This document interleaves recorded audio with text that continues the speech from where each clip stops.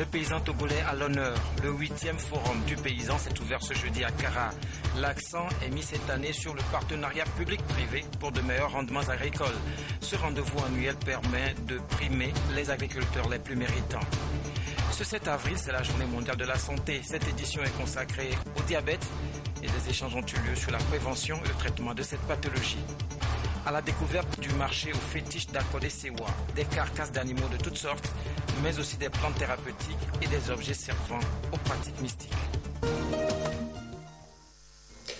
Mesdames, Messieurs, bonsoir. Tout d'abord, les échos du Conseil des ministres qui s'est tenu ce jour sous la houlette du président de la République. C'est avec le ministre Guimadié Lorenzo de la communication, de la culture, des sports et de la formation civique. Le ministre s'est tenu ce jeudi 7 avril 2016 au palais de la présidence de la République sous la conduite du président de la République, son Excellence M. Faure Esozimna Gnassingbé. Au cours des travaux, le Conseil a adopté un projet de loi, écouté de communication et des divers. Le projet de loi adopté par le Conseil est relatif à la liberté d'association au Togo. Prenant en compte l'évolution de la gouvernance administrative et économique ainsi que les mutations connues par le monde associatif dans notre pays, le présent projet de loi vise à corriger les limites de la loi du 1er juillet 1901 sur les associations actuellement en vigueur et à régir le domaine de la création et de la gestion des structures associatives.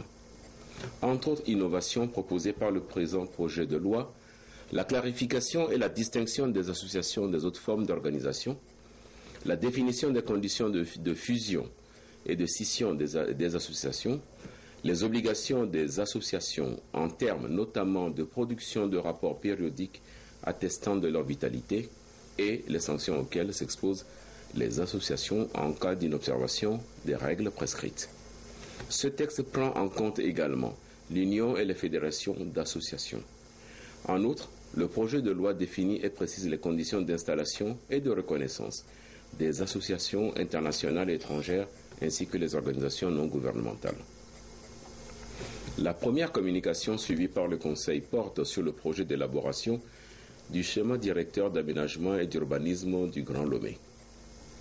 Au terme de cette communication, il apparaît que la dynamique démographique constatée à Lomé, qui rassemble près de 24% de la population togolaise, et l'extension de l'occupation spatiale qui en a la conséquence directe, accentue malheureusement les déséquilibres structurels et des dysfonctionnements défavorables à un développement harmonieux du territoire, rendant caduc le plan d'urbanisme actuel datant de 1981.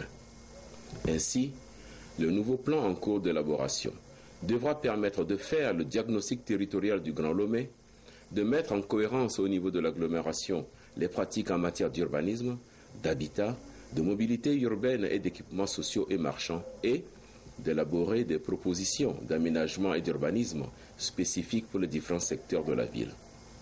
Ce nouveau schéma d'aménagement et d'urbanisme contribuera ainsi à coordonner les programmes locaux d'urbanisation et doter la grande agglomération de Lomé d'un document de référence et de mise en cohérence pour la réglementation et la gestion rationnelle de l'espace urbain. La seconde communication suivie par le Conseil est relative à la suppression des taxes au cordon douanier des terminaux et équipements informatiques destinés aux consommateurs. Il apparaît que plusieurs réformes ont cours dans notre pays en vue de régler le problème de la qualité des services Internet et d'assurer l'accessibilité des services de télécommunication à des prix remarquables à toutes les couches de nos populations. Ainsi donc, le projet WARCIP et le projet e-gouvernement contribuent au renforcement de la gouvernance du secteur, à la mise en place d'un carrière hôtel, d'un data center, d'un réseau de fibre optique reliant les différents bâtiments administratifs de Lomé, des établissements scolaires et autres structures. Pour soutenir cette dynamique et permettre à toutes les populations de profiter pleinement des investissements réalisés par l'État, le Conseil donne mandat au ministère des Postes et de l'économie numérique d'engager des actions devant aboutir à la défiscalisation des terminaux mobiles et autres équipements informatiques destinés aux consommateurs. Les dispositions retenues seront prises en compte dans la loi de finances gestion 2017. Au titre des divers, Le Conseil a été informé qu'une mission de la Banque mondiale spécialisée dans l'évaluation des réformes prises en compte par le Doing Business arrivera pour la première fois dans notre pays à partir du 18 avril 2016 afin de rencontrer les différents acteurs ou contributeurs qui participent à l'élaboration du dit programme. Enfin, pour faire face à la longue crise traversée par le football togolais, un processus de refondation de notre sport roi a été initié et a abouti à l'élection libre et transparente d'un nouveau comité exécutif. Afin d'aller jusqu'au bout de ce processus, redonner de l'espoir sur le renouveau du football au Togo, un nouveau sélectionneur national a été recruté. Il s'agit de M. Claude Leroy. Le Conseil a remercié le président de la République et le gouvernement pour toute l'attention et l'écoute qu'ils ont apportée à la redynamisation du football au Togo. Enfin, 2 décrets de nomination ont été pris au titre du ministère de l'administration territoriale, de la décentralisation et des collectivités locales. Fait à Lomé le 7 avril 2016, le Conseil des ministres. Et je vous donne lecture de ces 2 décrets de nomination. Le premier décret, le président de la République décrète, article 1er, M. Akleso Achole, administrateur civil de classe exceptionnelle, est nommé directeur de cabinet du ministère de l'administration territoriale, de la décentralisation et des collectivités locales. Article 2, le présent décret sera publié au journal officiel de la République togolaise. Deuxième décret, le président de la République décrète, article 1er, Madame Bédélé Yerima, inspectrice centrale du Trésor, est nommée directrice des affaires administratives et financières du ministère de l'administration territoriale, de la décentralisation et des collectivités locales. Article 2, le présent décret sera publié au journal officiel de la République. De leur côté, les députés, après l'ouverture de la première session ordinaire de l'année à Kara, ont tenu une plénière à l'issue de laquelle ils ont adopté un projet de loi portant nouveau code de justice militaire. Nestor Moussou. Le code de justice militaire togolais en vigueur, institué par la loi numéro 81-5 du 30 mars 1981, n'a jamais pu être mis en œuvre et était depuis lors tombé de fait en désuétude à cause de nombreuses insuffisances et lacunes constatées. Le nouveau code promeut une justice militaire ayant pour vocation de s'exercer dans le respect des droits sans pour autant remettre en cause le pouvoir disciplinaire reconnu aux autorités hiérarchiques par les lois et règlements en vigueur au sein des forces de défense et de sécurité. Il établit un pont entre les sanctions disciplinaires et les sanctions pénales en organisant une justice militaire qui s'intègre à l'ordre national. Adopté à l'unanimité des députés, le nouveau code de justice militaire comporte 213 articles subdivisés en 5 livres. Les groupes parlementaires UNIR et ANC se réjouissent de cette adoption.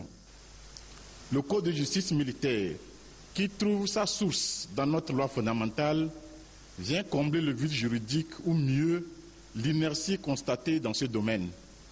Ainsi, l'adoption du présent projet de loi portant code de justice militaire crée dans le contexte actuel un esprit nouveau, un espoir et un dynamisme au sein des forces de défense et de sécurité. L'affirmation de l'autorité du pouvoir judiciaire et l'indépendance de la justice par ce projet de loi, avec la mise en place des juridictions militaires, démontre la volonté du gouvernement de continuer à ramer dans le sens de la construction d'un État de droit. Dans cette logique, le groupe parlementaire UNIR jouera toujours sa partition. Nous avons voté le nouveau code de justice militaire, lequel code garantit les droits et la protection des droits de l'homme des militaires, également met fin à l'impunité que l'on dénonce à tort ou à raison en ce qui concerne le corps des agents de sécurité de notre pays. L'Assemblée nationale ayant fini de faire sa part, laisse le soin à l'exécutif de faire sa part également par la désignation, Monsieur le Président, en bonne et due forme, d'un ministre de la Défense, lequel est susceptible d'accomplir les fonctions et surtout de mettre sa responsabilité en cause devant la représentation nationale, s'agissant des nominations dont la responsabilité lui échoit dans ce texte. Aux yeux du commissaire du gouvernement, cet instrument technique comporte 3 enseignements essentiels. 1. Le nouveau code ne consacre pas une justice d'exception ou une justice parallèle à la justice de droit commun. 2. L'institution des juridictions militaires n'entame ni l'autorité du pouvoir judiciaire ni l'indépendance de la justice. 3.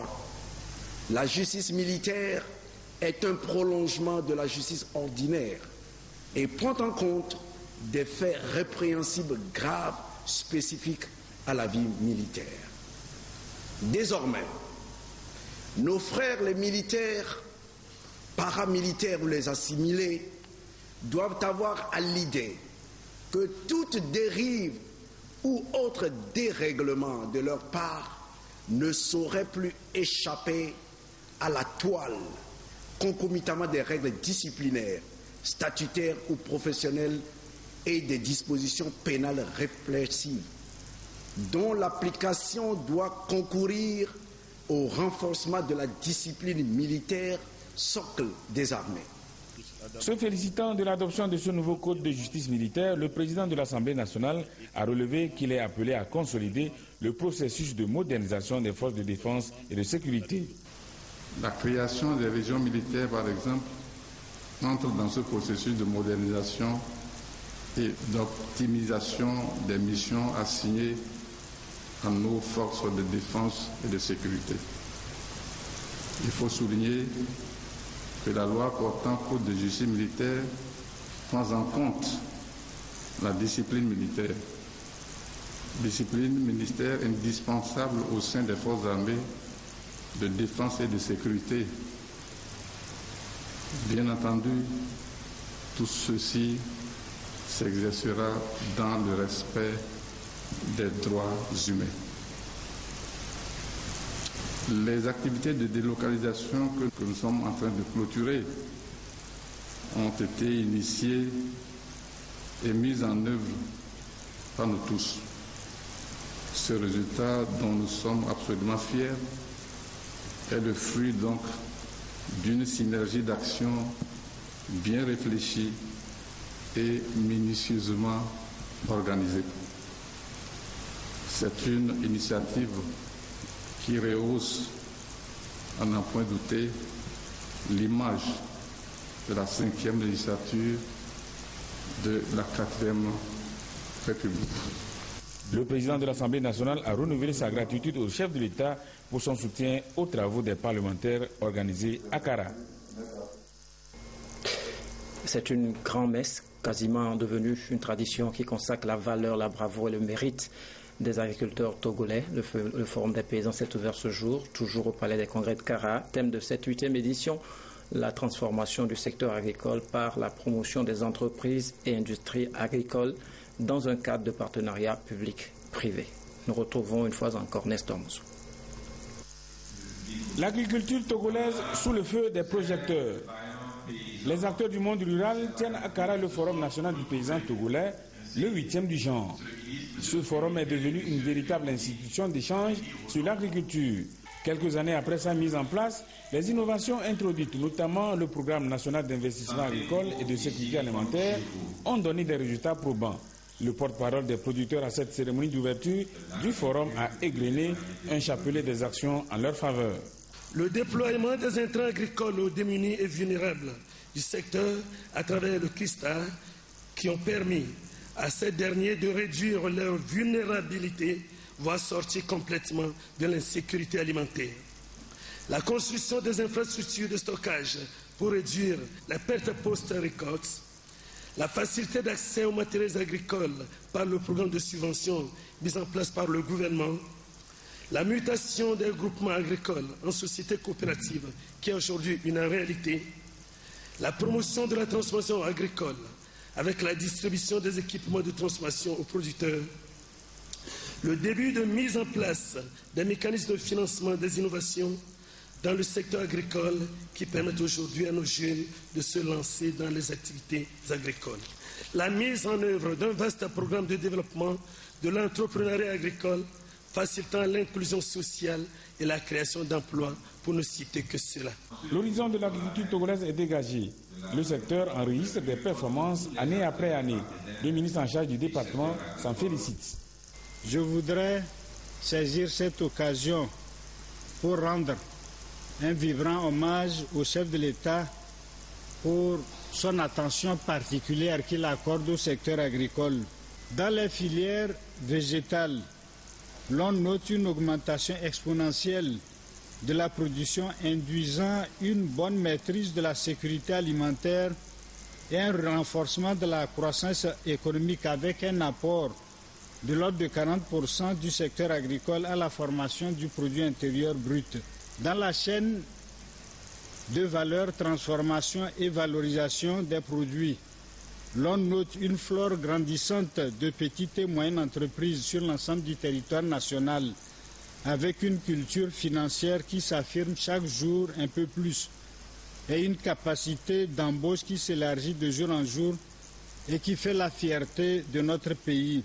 Dans le cadre de la gestion des instruments financiers, le gouvernement togolais, sous l'impulsion du chef de l'État, a mobilisé avec l'appui des partenaires techniques et financiers une enveloppe d'environ 3,5 milliards pour créer 20 entreprises et services des organisations des producteurs ESOP et soutenir 97 sous-projets innovants et 36 petites et moyennes entreprises agricoles dans divers domaines, à savoir la transformation et la commercialisation des produits agricoles, la technologie agroalimentaire, les techniques innovantes de production, la promotion de l'image des produits agricoles togolais et le warrantage. Toutes ces actions croisées développées dans la mise en œuvre du PNIASA ont généré plus de 15 000 emplois, dont 5 000 emplois durables et permanents. État d'exécution des engagements et résolution de l'édition de 2015. Bilan de la campagne 2015-2016. Présentation des documents de politique agricole de l'eau et de l'assainissement du Togo à l'horizon 2030 et du concept agropole. Présentation du mécanisme de distribution des engrais aux producteurs vulnérables par téléphone mobile sont quelques-uns des sujets au programme de ce 8e forum. Un forum couplé d'une foire agricole. C'est la 4e fois que la ville de Kara accueille le forum. La première édition en 2009, la 4e en 2012 et la 6e en 2014 ont été organisées dans la cité des Monts Kabié. Journée mondiale de la santé. Cette année, l'accent est mis sur le diabète, l'un des principaux tueurs dans le monde, avant le sida et la tuberculose selon l'OMS. Cette institution et ses partenaires, notamment le ministère de la Santé et de la Protection sociale, les organisations médicales et la société civile, ont organisé une table ronde à Lomé sur la question pour informer sur la prévention et le traitement de cette maladie. Sonia Aménico, reportage. Nombreuses sont les personnes qui meurent du diabète par faute d'informations sur les mesures de prévention et de traitement. Les acteurs impliqués dans le traitement de cette maladie se tournent vers la presse pour privilégier la sensibilisation à tous les niveaux. Il s'agit donc au cours de cette journée mondiale de la santé d'informer les journalistes sur ce que c'est que le diabète, ses dangers sur la santé, les causes et aussi les traitements disponibles, mais surtout les mesures à prendre pour le prévenir. Ça touche beaucoup les personnes qui vivent en milieu rural, qui souvent ne se connaissent pas diabétiques et qui ignorent cette maladie. Le lancement qui est marqué par le briefing, l'échange avec les professionnels des médias, qu'ils puissent être notre relais auprès des populations, pour qu'ils apportent le message que le diabète, ce n'est pas une maladie anodine, c'est une maladie grave qui cause des complications graves avec un lourd coût pour la personne malade et toute sa famille. Le diabète progresse rapidement depuis 35 ans dans le monde. Selon l'OMS, on est passé de 108 millions de cas en 1980 à 422 millions en 2012. Et si rien n'est fait d'ici 2030, le diabète pourrait devenir le 7e fléau mortel de la planète. Au niveau de l'OMS, nous aidons les pays à développer les mesures qui permettent de prévenir et de prendre en charge le diabète. Donc pour ça, il faut des politiques, il faut des stratégies et aussi il faut des directives pour la prise en charge. Et la prise en charge ne doit pas se limiter seulement au niveau des hôpitaux. jusqu'à la plus petite unité de soins périphériques, on doit pouvoir prendre en charge le diabète. Après les journalistes, les agents sanitaires seront à leur tour formés pour plus d'efficacité dans le diagnostic et le traitement des personnes diabétiques, surtout dans les milieux ruraux. En vue de prévenir le diabète, les médecins recommandent de maintenir le poids corporel à un niveau normal, faire de l'exercice physique, adopter un régime alimentaire assez équilibré, éviter l'alcool et le tabac, bref, adopter un mode de vie sain, ce qui n'est pas toujours facile à faire. Le traitement se fait à vie, mais l'essentiel, c'est de se faire diagnostiquer à temps pour éviter les situations désastreuses. Nous retrouvons Sonia Ménico et Rachel Aokou.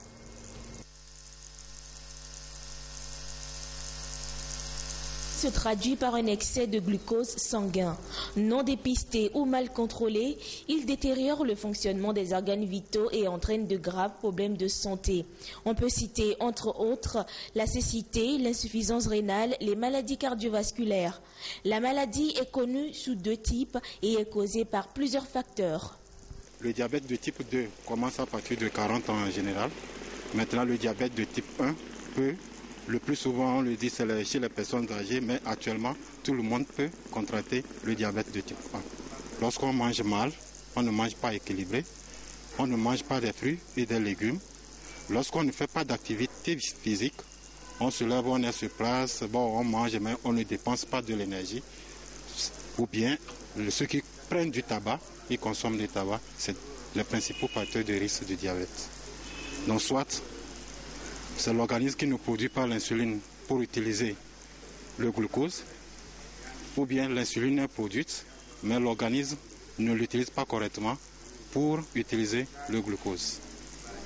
Et cette augmentation de sucre dans le sang de manière chronique va entraîner ce que nous appelons le diabète. Cette maladie ne se guérit pas, mais diagnostiquée à temps, elle peut être traitée et contrôlée par un régime alimentaire approprié, l'adoption d'un mode de vie actif et la surveillance des glycémies capillaires. Ce qu'il y a lieu de faire, c'est d'abord la prévention. Et pour la prévention, c'est faire du sport, manger sainement. Manger sainement veut dire consommer suffisamment de fruits et de légumes.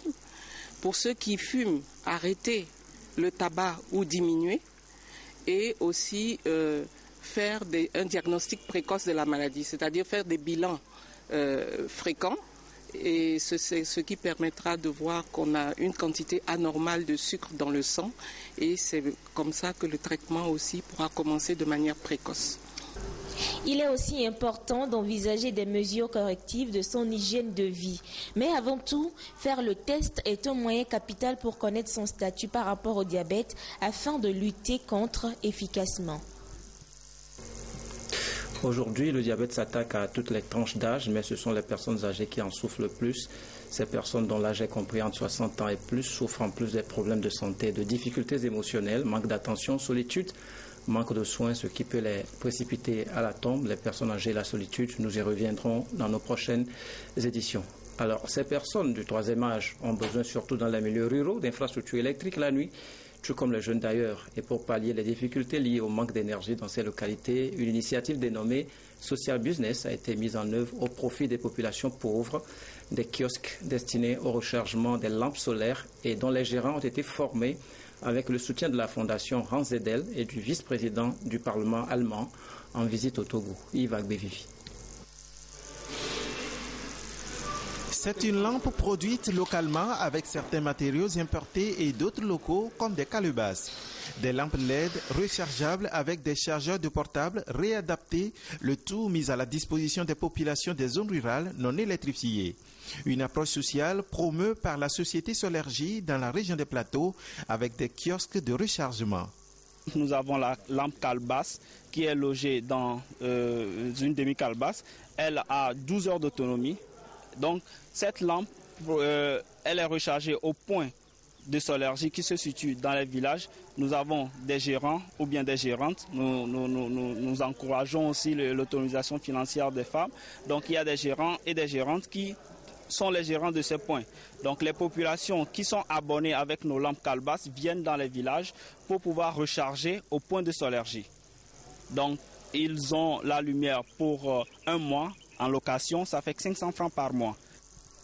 Malgré les efforts que fournissent les 67 gérants des kiosques dans la dite région, les potentiels ne sont pas toujours exploités à fond, ce qui a nécessité cette formation afin de les outiller à pouvoir créer et développer leur micro-entreprise avec le système d'éclairage de Solergie. La formation a été ouverte par le vice-président du Parlement allemand et président de l'association bavaro-togolaise, Johannes Zinghammer, a précisé aux participants l'importance de cette formation qui doit favoriser l'extension du projet à travers eux à toutes les zones rurales non électrifiées du pays et que le soutien allemand à l'initiative est un témoignage des bonnes relations entre le Togo et la République fédérale d'Allemagne.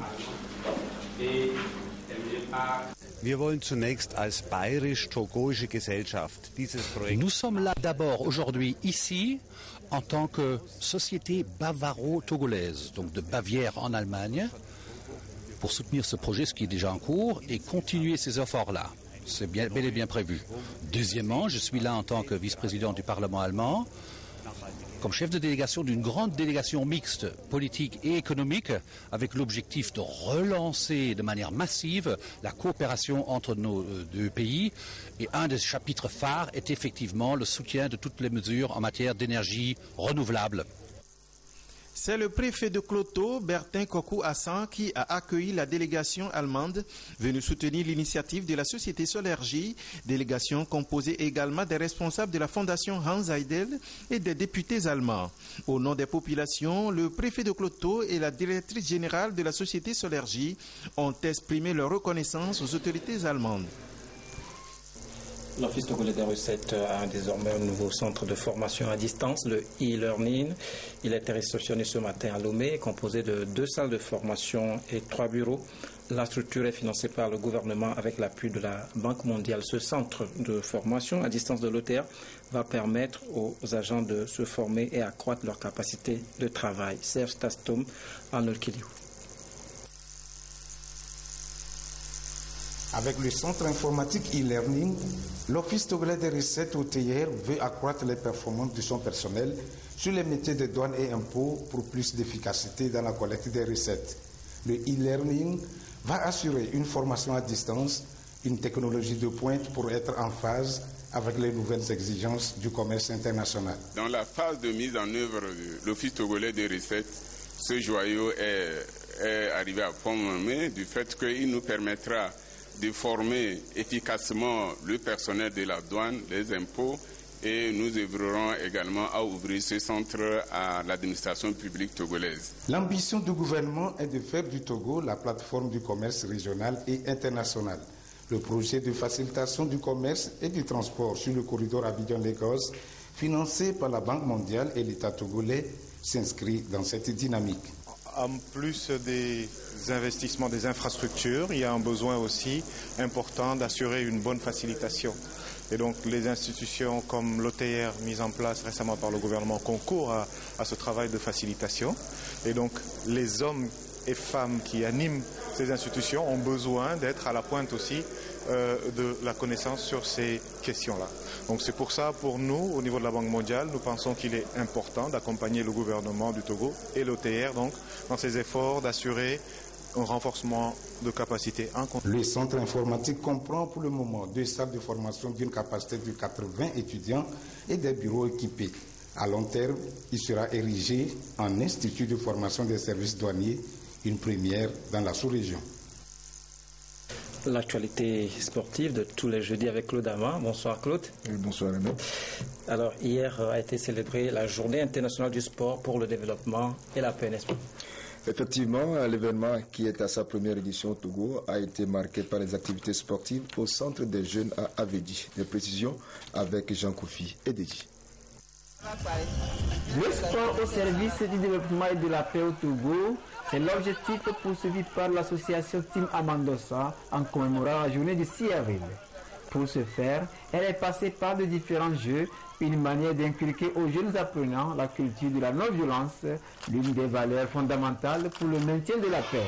Il est plus facile aux enfants de s'approprier un certain nombre de valeurs quand ces enfants sont dans un contexte sportif ou de jeu ou de compétition. Nous avons mis en avant le fait que c'est en étant en paix que l'on peut se développer, que l'on peut courir dans les rues, que l'on peut jouer au ballon et que c'était important de maintenir ça. Je crois que l'objectif est atteint pour cette journée.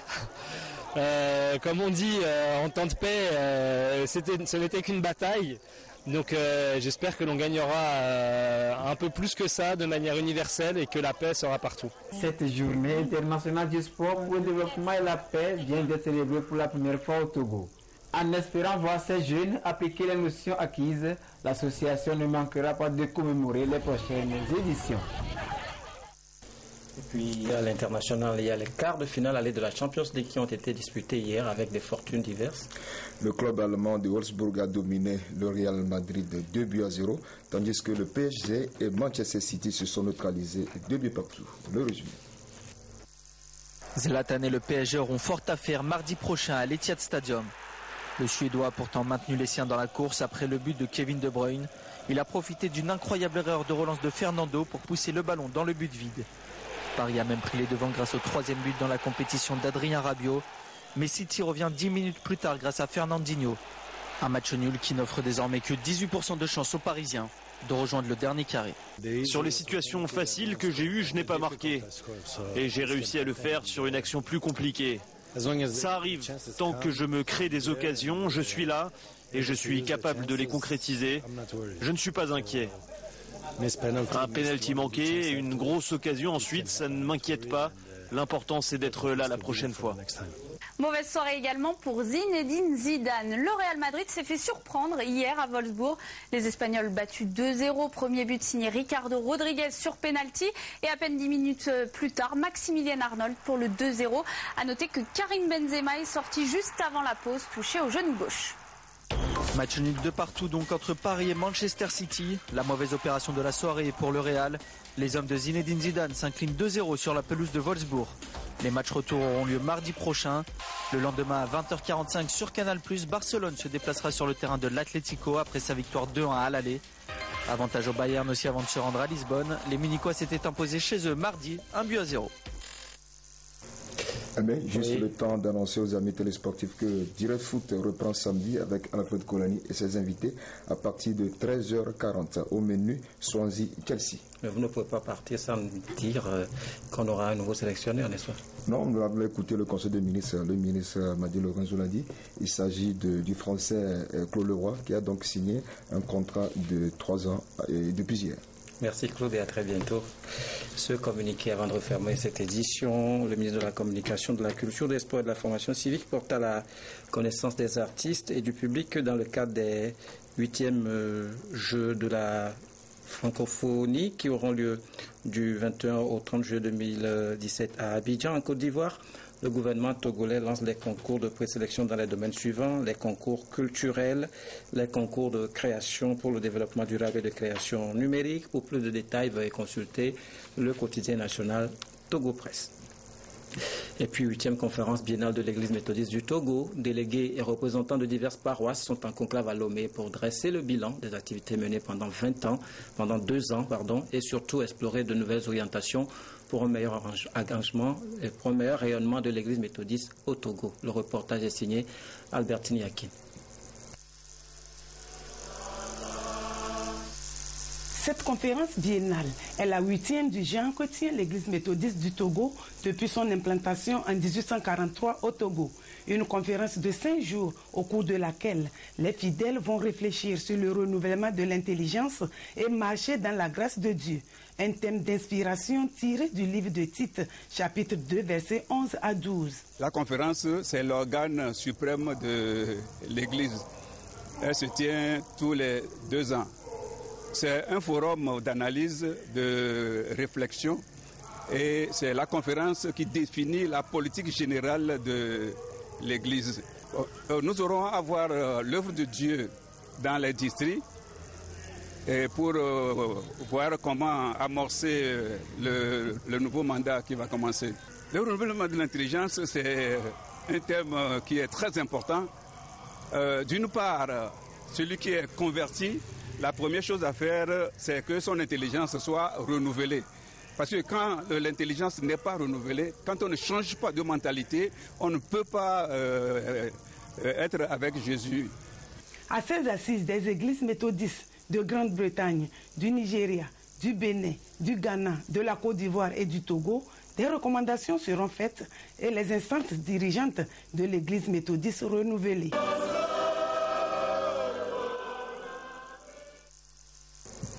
Voilà, ainsi pour faire cette édition. Merci de nous avoir suivis. Très bonne soirée en compagnie de la télévision togolaise.